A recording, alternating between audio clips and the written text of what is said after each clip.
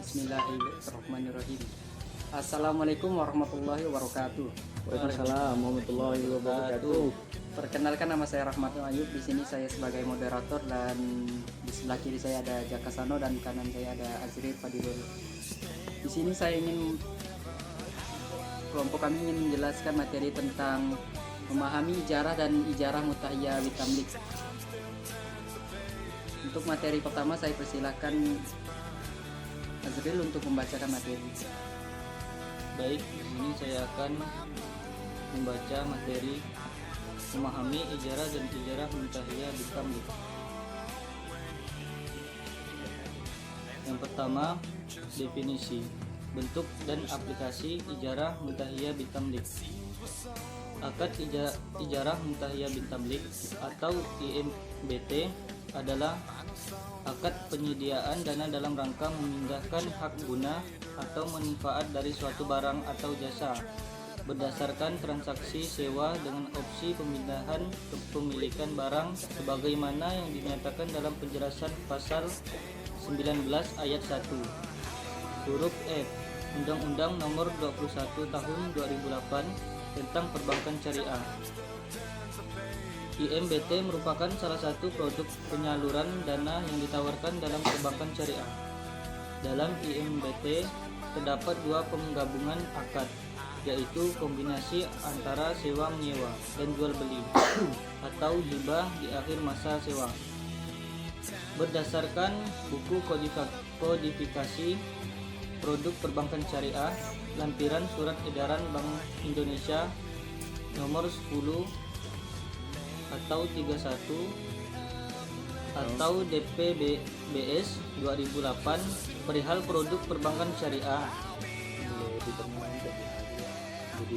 Selanjutnya disebut buku kodifikasi lampiran SEBI 10 atau 2008 menyatakan bahwa IMBT merupakan transaksi sewa menyewa antara pemilik objek sewa dan penyewa untuk mendapatkan imbalan atas objek sewa yang disewakannya dengan opsi perpindahan hak milik objek sewa. Selain itu, pasal 1 angka 19 Peraturan Otoritas Jasa Keuangan nomor 31 POJK 05/2014 tentang penyelenggaraan usaha perbankan syariah menyatakan bahwa IMBT adalah ijarah yang disertai dengan janji pemindahan kepemilikan setelah masa ijarah selesai. Ijarah muntahiyyah bitamlik adalah akad sewa menyewa yang diakhiri dengan pemindahan kepemilikan objek akad dari pemberi sewa kepada penyewa melalui akad jual beli atau hibah setelah berakhirnya masa sewa. Agar lebih jelas penggambarannya dalam contoh kasus ijarah, Anda dapat melihatnya dalam pinjaman multiguna. Contohnya, seseorang menggunakan mobilnya sebagai jaminan ke bank agar mendapatkan pinjaman. Dengan begitu, hak guna mobil tersebut berpindah ke bank, namun tidak atas kepemilikannya. Hak guna mobil tersebut akan kembali setelah nasabah melunasi pinjamannya. Terima kasih Azril telah menyampaikan materi yang saya sebutkan. Untuk materi 2, syarat sah akad ijarah, saya silakan kepada Jaka untuk membacakan materi. 2. Syarat-syarat sah akad ijarah. 1. Kedua pihak yang melakukan transaksi ijarah sudah dewasa atau balik dan berakal atau tidak mabuk. 2.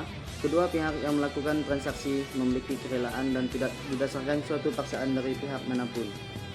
3. Barang yang menjadi objek transaksi harus jelas adanya. 4. Barang yang menjadi objek transaksi harus halal sesuai syariat Islam. 5. Barang yang menjadi objek transaksi menjadi hak mujar atas seizin pemiliknya. 6. Manfaat yang didapatkan harus diinformasikan secara terang dan jelas. 3. Syarat ujrah, balik dan berhakal.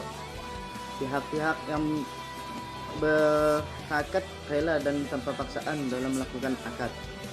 Manfaat yang menjadi objek akad harus diketahui dengan jelas. Objek akad tidak cacat dan bisa diserahkan dan digunakan secara langsung. Objek akad adalah sesuatu yang halal. Yang disewakan bukan suatu kewajiban bagi penyewa. Objek akad merupakan sesuatu yang disewakan. Upah atau sewa dalam mujrah harus jelas, tertentu dan sesuatu yang memiliki nilai ekonomi. Baik, terima kasih Jaka telah membacakan materi 3 dan materi 2 dan 3. Saya akan membacakan materi keempat. Syarat kelaziman.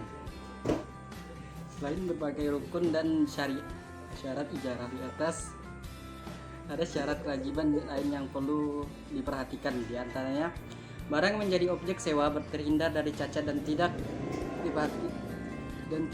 ada hal lain yang dapat menyebabkan kerugian baru atau mudarat. Poin pertama, barang terhindar dari cacat atau mauquf alaih. Poin kedua, tidak ada hal yang dapat menyebabkan akad menimbulkan kerugian baru atau mudarat. 5. Materi kelima, pembatalan ijarah. Akad ijarah atau sewa menyewa dapat berakhir atau dibatalkan apabila terjadi permasalahan. Poin kelima, pembatalan ijarah. Akad ijarah atau sewa menyewa dapat berakhir atau dibatalkan apabila terjadi permasalahan di bawah ini. 1. Objek atau barang yang hendak disewakan mengalami kerusakan. 2. Objek sewa hilang atau musnah. 3. Masa sewa menyewa yang sebelumnya sudah disepakati oleh kedua belah pihak telah berakhir apabila dalam bentuk barang, maka penyewa harus mengembalikan kepada pemiliknya. Sementara jika yang disewa adalah jasa, maka orang tersebut berhak menerima upah dari jasa yang telah dilakukan. 4. Terjadi uzur yang pada salah satu pihak. Bab 3, saya akan membacakan kesimpulan. Ijarah adalah suatu akad yang digunakan untuk memanfaatkan sesuatu dalam jangka waktu tertentu. Setelah membayar biaya tertentu, hukum ijarah adalah boleh dilakukan. Dalil yang memperbolehkan di dalam Al-Quran pada surah Al-Kahfi ayat 77 dan surah Al-Quran Qasas ayat 26 sampai 27. Jadi, IMBT adalah akad penyediaan dana dalam rangka memindahkan hak guna atau manfaat dari suatu barang atau jasa berdasarkan transaksi sewa menyewa. Baik, terima kasih.